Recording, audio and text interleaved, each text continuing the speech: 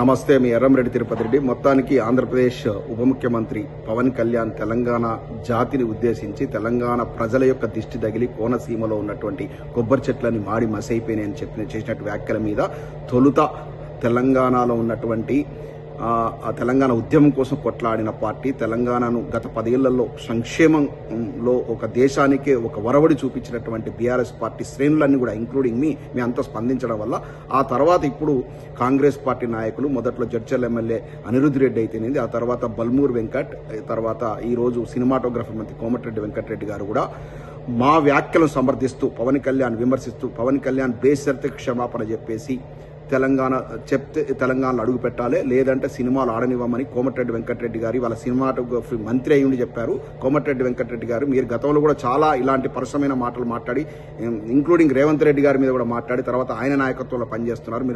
మీరు ఫ్లిప్ కావడం వల్ల, అంటే మాటలు మార్చడంలో దిట్ట, ఈ మాటకైనా స్టిక్ అయి ఉండండి. ఎందుకంటే జాతి గౌరవం కోసం, జాతి ఆత్మాభిమానం కోసం, తెలంగాణ జాతి కోసం మీరు ఈ మాటలకు కట్టుబడి ఉండాలి. ఆయన సినిమాలు, పవన్ కళ్యాణ్ సినిమాలు ఎట్టి పరిస్థితుల్లో తెలంగాణలో ఆడనివ్వద్దు. అతను క్షమాపణ చెప్పేంత బేషరతు క్షమాపణ చెప్పాలి. ఎందుకంటే తెలంగాణ జాతి మొత్తం సబ్బండ వర్గాలు ఏకమై కేసీఆర్ గారి నాయకత్వంలో తెలంగాణ ఉద్యమం చేసిందే. మా పాలన మాకు కావాలి, మా ఆత్మాభిమానం, మా జాతిని కించపరచొద్దు, మా భాషను కించపరచొద్దు, మా సంస్కృతిని కించపరచొద్దని మొన్నటికి మొన్న మహాటీయోడు వాడు వంశీగాడు ఏం మాట్లాడి తెలంగాణ ఒడిబియ్యం గురించి మాట్లాడి అప్పుడు కూడా మేము తీవ్రంగా స్పందించిన. వాడు ఇంతవరకు క్షమాపణ చెప్పాలి.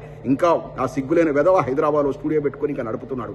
ఇలా ఒక్కొక్కడు తెలంగాణ జాతి మీద విషం కక్కుతున్నారు. ఎప్పుడైతే బీఆర్ఎస్ పరిపాలన అధికారాన్ని కోల్పోయిందో అప్పటి నుంచి కూడా ఈ సన్నాయి నొక్కుతూ ఆంధ్ర మీడియా అయితేనేమి ఇటువంటి పవన్ కళ్యాణ్ లాంటి వాళ్ళని పిచ్చి మాటలు ప్రేలాపనలు పెడుతున్నారు. బిడ్డ మీ నాలుగు వస్తాను, తెలంగాణ ప్రజలను గనక జాతిని గనక కించపరిస్తే ఊరుకునే సమస్య లేదు.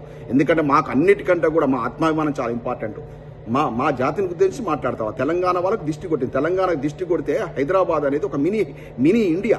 మొత్తం దేశంలో విభిన్న జాతులను వచ్చి ఎంత చక్కగా అందరు కలిసి ఎంత చక్కగా జీవిస్తున్నారు హైదరాబాద్ లోపల. మీలాంటి వాళ్ళు వచ్చి 100 కోట్లు 1000 కోట్లు ఎట్లా సంపాదించుకుంటున్నారు? నీ సినిమాలన్నీ కూడా నిజాంలో ఆడితేనే నువ్వు పైసలు సంపాదించు. నువ్వు ఒక హౌలాగాల్లాగా రోడ్ల మీద తిరిగేటోడు.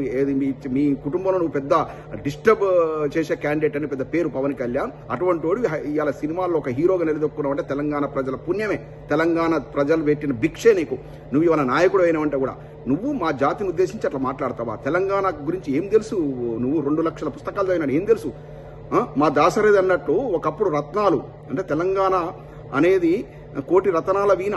ఒకప్పుడు ఇక్కడ రత్నాలు రాసులుగా పూసి అమ్మేటోళ్ళు నిజాం కాలంలో హైదరాబాద్ లోపల. అంత richest state in the world Telangana అనేది. అటువంటి తెలంగాణ ప్రాంతాన్ని నువ్వు కించపడి మాకు వేరే వాళ్ళ మాకు దిష్టి కొట్టే కదా. గత 10 ఏళ్ళు కేసీఆర్ గారి పరిపాలనలో తెలంగాణ దేశానికి ఒక మార్గదర్శిగా ఉన్నటువంటి తెలంగాణ ఇవాళ మొత్తం ఈ యొక్క కాంగ్రెస్ ప్రభుత్వం వచ్చి మాకు మీ లాంటి వాళ్ళ దిష్టి కొట్టే మా దగ్గర సంక్షేమ రాజ్యం పోయింది. మీలాంటి వాళ్ళు. ఎందుకంటే ఒకప్పుడు మీ దగ్గర 1 ఎకరా అమ్మితే మా దగ్గర 10 ఎకరాలు వచ్చేది. కానీ కేసీఆర్ గారి పుణ్యమని మా దగ్గర 1 ఎకరా అమ్మితే మీ దగ్గర 10 ఎకరాలు కొనే పరిస్థితి పట్టుకొచ్చినాము.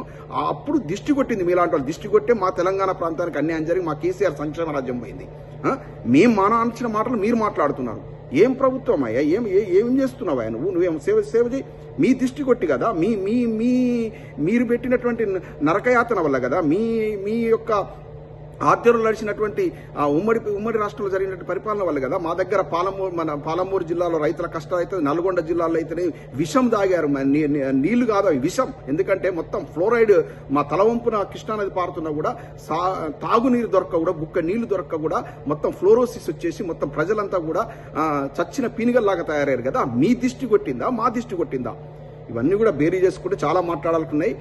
అనవసరంగా జాతుల మధ్య వైరం పెట్టొద్దు, జాతుల మీద మాట్లాడద్దు. నీలాంటి నువ్వు 2 లక్షల పుస్తకాలు చదివిన అంటారు కానీ నీ అంత అసలు పనికి మాలిన వ్యక్తి ఇంకో లేడనిపిస్తా ఉంది. ఎందుకంటే ఇలా శాస్త్రీయ విజ్ఞానాన్ని బోధించాల్సిన టైంలో భూత వైద్యాల గురించి, నరదృష్టి గురించి, ఆ దృష్టి గురించి, ఈ దృష్టి గురించి అని మాట్లాడుతున్నావు. నువ్వేం ఉప ముఖ్యమంత్రి? నిన్ను చంద్రబాబు నాయుడు గారు ఎందుకు ముఖ్యమంత్రిగా చేసిండో అర్థం కావట్లేదు.